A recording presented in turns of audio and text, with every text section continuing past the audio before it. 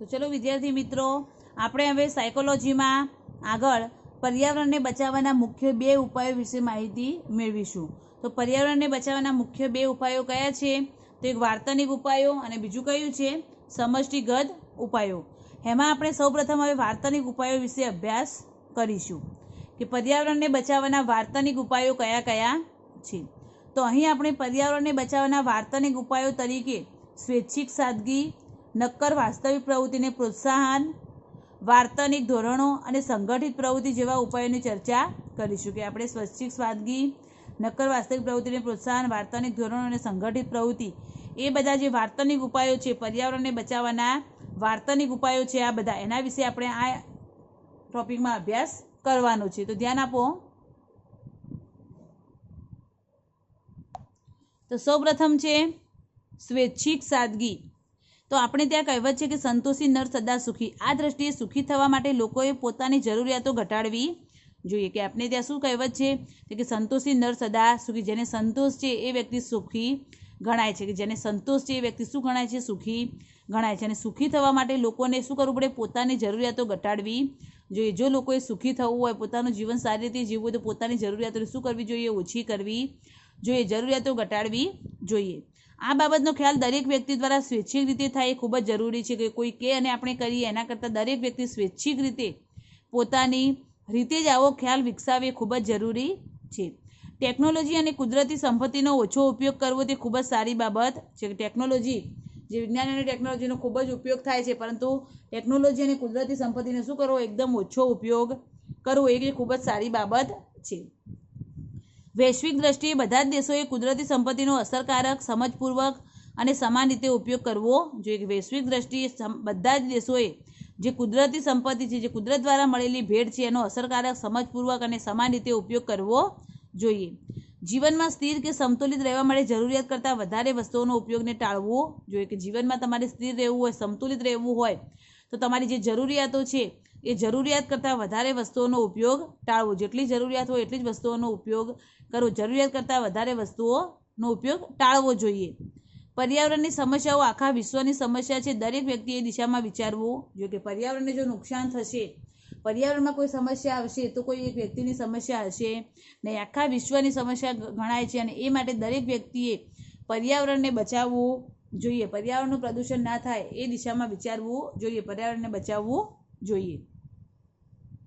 આગળ પર્યાવરણને બચાવવાનો બીજો ઉપાય છે, કયો છે?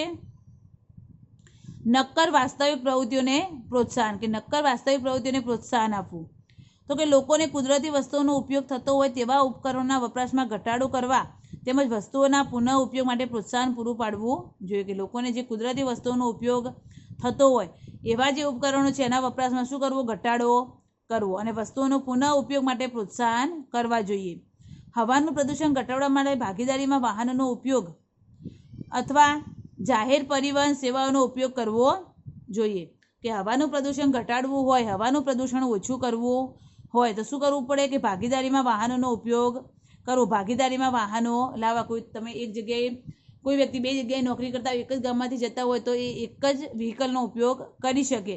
એટલે કે એનાથી પણ શું થઈ જાય? પ્રદૂષણ ઓછું થઈ શકે. ઘણીવાર તમે જે સરકારી બસ કે એવું સાધન હોય એનો પણ તમે ઉપયોગ કરી શકો. કે એના કારણે પણ શું થાય? પ્રદૂષણ ઓછું થઈ શકે છે. તો કે હવાનું પ્રદૂષણ ઘટાડવું હોય તો ભાગીદારીમાં વાહનોનો ઉપયોગ કરવો. જાહેર પરિવહન સેવાનો ઉપયોગ કરો. કે ભાગીદારીમાં વાહન લાવવા, કે ભાગીદારીમાં કોઈ વાહનમાં જવું અથવા જાહેર પરિવહન સેવાનો ઉપયોગ કરવો. કે એનાથી આપણે હવાનું પ્રદૂષણ ઓછું કરી શકીએ છીએ. લોકોને કેટલીક વસ્તુઓ અને સેવાઓ તેમજ તેની ઉપયોગિતા વિશેની માહિતી આપવાની સાથે સાથે તેઓને યોગ્ય વાર્તનિક પ્રવૃત્તિ માટે પ્રેરિત કરવા જોઈએ. કે લોકોને કેટલીક વસ્તુઓ અને સેવાઓ જે છે એની ઉપયોગિતા વિશેની માહિતી આપવાની અને સાથે સાથે એ યોગ્ય વર્તન કરે, યોગ્ય વાર્તનિક પ્રવૃત્તિઓ કરે એ માટે એમને પ્રેરિત પણ કરવા જોઈએ. એમને માર્ગદર્શન આપવું જોઈએ. કુદરતી સંપત્તિના ઉપયોગમાં ઘટાડો. તો કે તેની ઉપયોગિતા વિશેની માહિતી સાથે સાથે તેઓને યોગ્ય વાર્તાની પ્રવૃત્તિ માટે પ્રેરિત કરવા જોઈએ. કે લોકોને જે કેટલીક વસ્તુઓ અને સેવાઓ તેમજ તેની ઉપયોગિતા કઈ રીતે કરવી, શું કરવું એ વિશેની માહિતી આપવાની અને સાથે સાથે એમને યોગ્ય વર્તન કરે, યોગ્ય વાર્તાની પ્રવૃત્તિ કરે એ માટે પણ એમને પ્રેરિત કરવા જોઈએ. કુદરતી સંપત્તિના ઉપયોગમાં ઘટાડો, તેનો કુશળ ઉપયોગ તેમજ વસ્તુઓના પુનઃ ઉત્પાદન અંગેના વ્યક્તિગત અભિગમ કરતાં સામુદાયિક અભિગમ વધારે અસરકારક બને છે.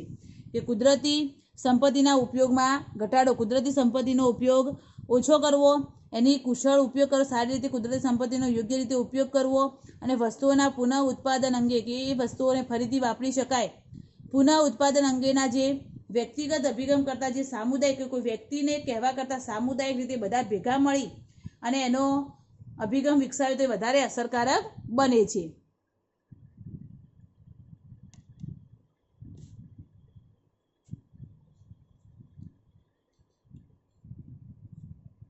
ત્રીજું છે વાર્તનિક ધોરણો. પર્યાવરણને બચાવવાનો ત્રીજો ઉપાય કયો છે? વાર્તનિક ધોરણો. તો વિશિષ્ટ પર્યાવરણીય નિયમો અને ધોરણો અંગે લોકોને માર્ગદર્શન આપવાની તેમજ પ્રેરિત કરવાની જવાબદારી સરકારી સંસ્થાઓની છે. કે પર્યાવરણીય નિયમો અને ધોરણો અંગે લોકોને માર્ગદર્શન આપવું, લોકોને સલાહ સૂચનો આપવા, માર્ગદર્શન આપવું અને એમને પ્રેરિત કરવાની જવાબદારી કોની છે? સરકારી સંસ્થાઓની છે. લોકોમાં નિયમોની સ્પષ્ટતા કરી તે અંગેના ધોરણો પૂરા પાડવા જોઈએ. કે નિયમોની સ્પષ્ટતા કરી અને એ અંગેના ધોરણો પૂરા પાડવા જોઈએ. કેટલીક વાર લોકો યોગ્ય વર્તન કરતા થાય તે માટે શિક્ષાત્મક પગલાં પણ લેવા જરૂરી છે. ઘણીવાર લોકોનું વર્તન અયોગ્ય હોય, લોકો ખોટું વર્તન કરતા હોય તો એ સાચું વર્તન કરતા થાય, એટલે કે લોકોનું વર્તન યોગ્ય થાય એ માટે ઘણીવાર શિક્ષાત્મક પગલાં પણ લેવા જરૂરી બને છે. જેમ કે જુઓ કઈ રીતે, તો કે હવે વાહન માલિકો માટે તેમના વાહનના પ્રદૂષણ સ્તરની તપાસ કરાવી પ્રદૂષણ તપાસ પ્રમાણપત્ર PUC વાહન પર લગાડવું ફરજિયાત છે. કે કઈ રીતે આપણે લોકો યોગ્ય વર્તન ના કરતા હોય તો કઈ રીતે આપણે શિક્ષાત્મક પગલાં લઈ શકીએ?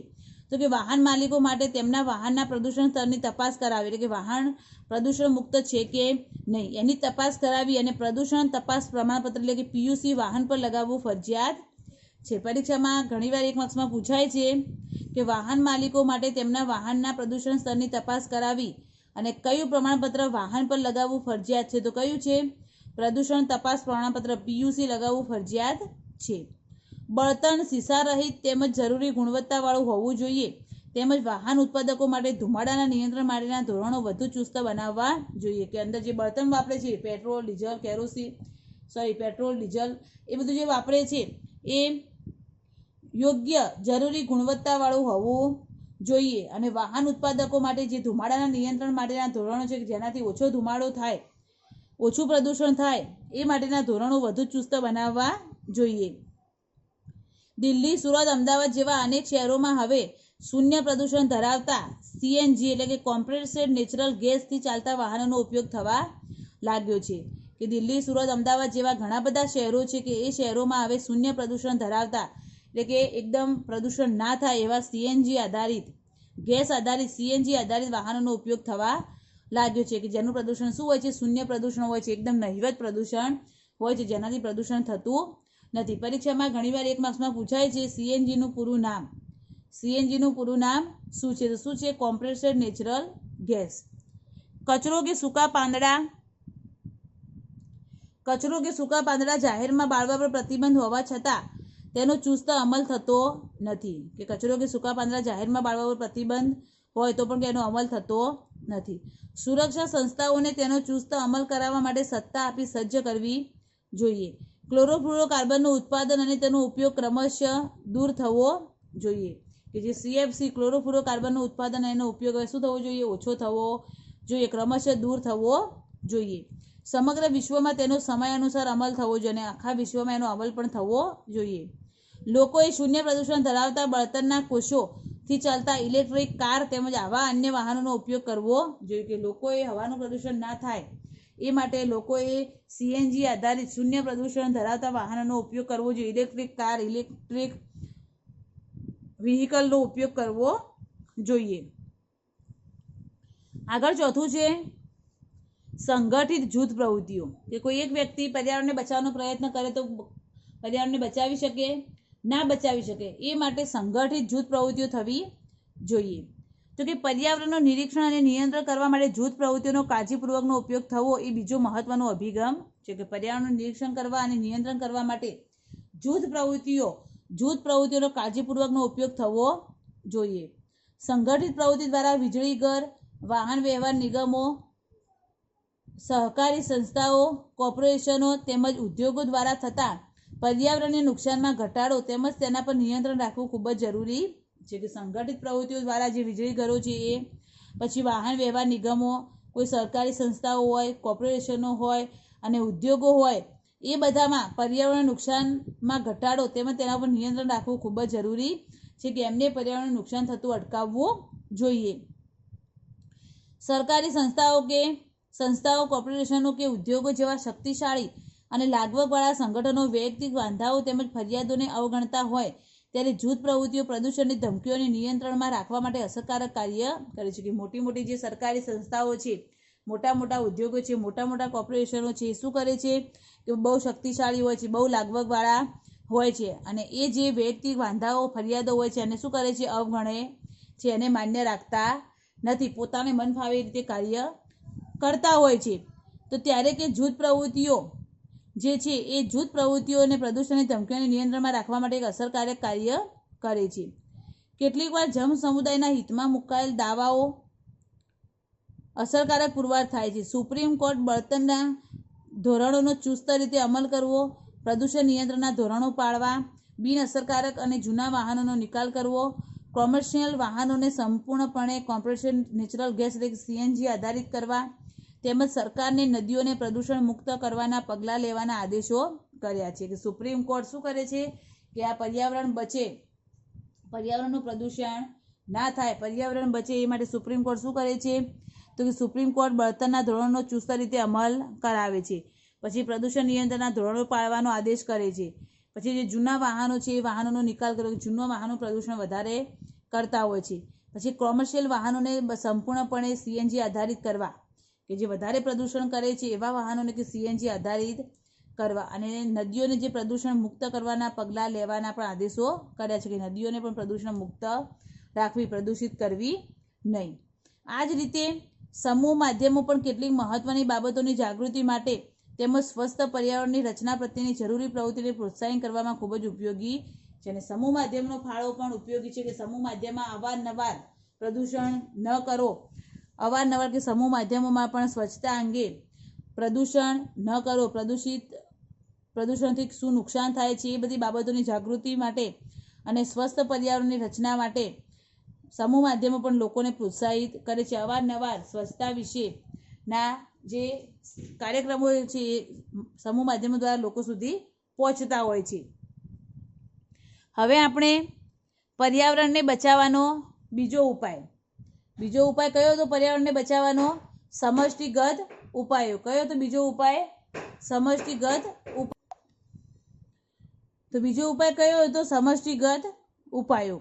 તો હવે પર્યાવરણને બચાવવાના સમષ્ટિગત ઉપાયોમાં વસ્તુઓનો પુનઃ ઉપયોગ, ઉર્જા સંરક્ષણ અને ગ્રીનહાઉસ અસરની ચર્ચા કરીશું. કે પર્યાવરણને બચાવવાના સમષ્ટિગત ઉપાયોમાં આપણે વસ્તુઓનો પુનઃ ઉપયોગ, કે ફરીથી વસ્તુઓનો કઈ રીતે ઉપયોગ કરી શકાય, ઉર્જા સંરક્ષણ અને ગ્રીનહાઉસ અસર, આ શું છે? પર્યાવરણને બચાવવાના સમષ્ટિગત ઉપાયો છે. એના વિશે હવે આપણે અભ્યાસ કરીશું.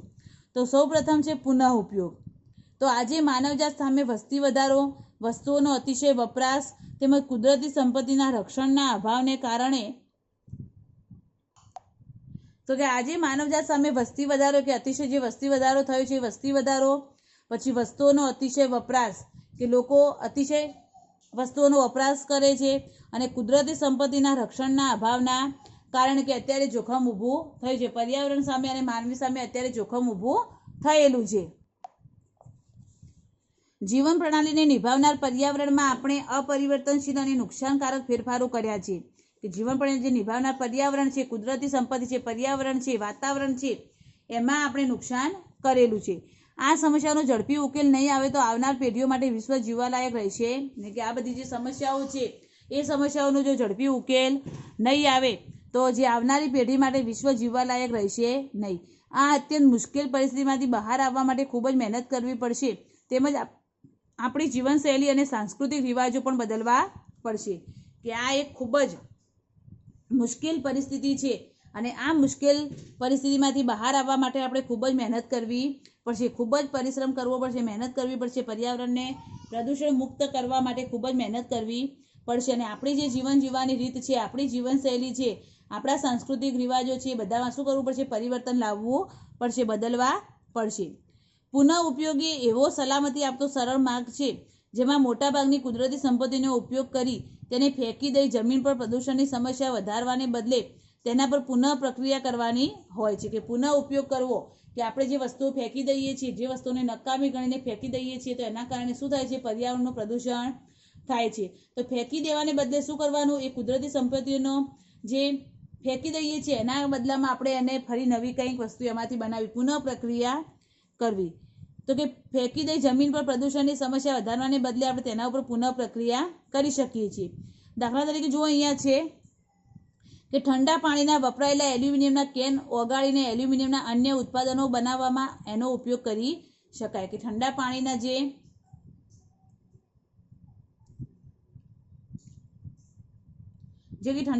જે એલ્યુમિનિયમના કેન છે એ ઉપયોગમાં ન આવતા હોય તો આપણે એને ઓગાળી અને એલ્યુમિનિયમના બીજા અન્ય વસ્તુઓ, અન્ય સાધનો આપણે બનાવી શકીએ છીએ. આ જ રીતે કાગળ, કાચ, કાપડ, ધાતુ વગેરેના પુનઃ ઉપયોગ પણ થઈ શકે. અને એ જ રીતે કે કોઈ પણ કાગળ હોય, કાચ હોય, કાપડ હોય, ધાતુ હોય, બધાનો પણ આપણે પુનઃ ઉપયોગ કરી ફરીથી એનો ઉપયોગ કરી અને એમાંથી અવનવી ફરીથી વસ્તુઓ બનાવી શકીએ છીએ, જેના કારણે પ્રદૂષણ થતું નથી. આ ઉપરાંત દિન પ્રતિદિન પાણીની અછત ઊભી થતી જાય છે, ત્યારે પાણીનો બગાડ અટકાવવો અને પાણીની જાળવણી કરવી ખૂબ જ મહત્વની બાબત છે. કે દિન પ્રતિદિન પાણીની અછત ઊભી થાય છે, લોકોને પૂરતા પ્રમાણમાં પાણી મળતું નથી, તો આપણે પાણીનો બગાડ થતો શું કરવું જોઈએ? અટકાવવો જોઈએ. અને પાણીની જાળવણી કરવી એ ખૂબ જ મહત્વની બાબત છે. વિપુલ પ્રમાણમાં ગટરમાં વહી જતા પાણીનો પુનઃ ઉપયોગ કરવા માટે ગટરના પાણી પર પ્રક્રિયા કરી તે બિનજોખમી પાણીને નદીમાં છોડવું જોઈએ. કે વિપુલ પ્રમાણમાં જે ગટરમાં વહી જતું જે પાણીનો ઉપયોગ કરવા માટે આપણે ગટરના પાણી પર પ્રક્રિયા કરી અને એ પાણીઓને આપણે નદીમાં છોડવું જોઈએ. કે બિનજોખમી જે પાણી છે એને નદીમાં છોડવું જોઈએ.